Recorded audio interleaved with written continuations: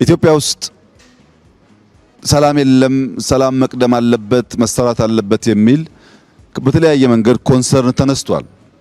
ትክክል ነው። ሰላም ለልማት መሰረት ነው፣ ያስፈልጋል።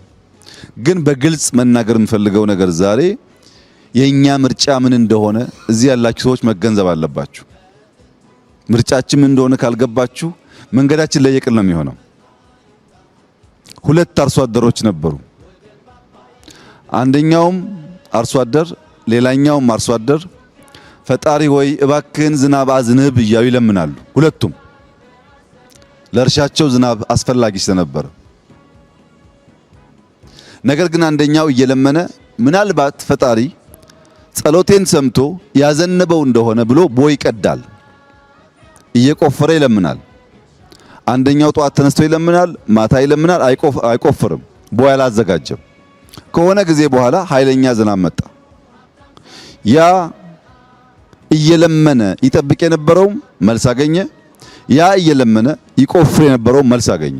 መልሱ ምንድነው?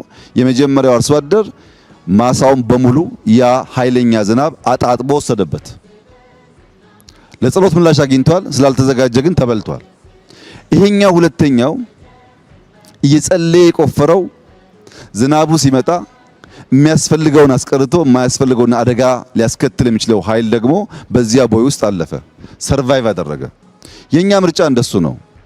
ሰላም እንዲመጣ እንለምናለን፣ ሰላም እንዲመጣ እንሰራለን። ሰላም እስኪመጣ ግን አንቀመጥም፣ እናለማለን። ምርጫችን እንደሱ ነው።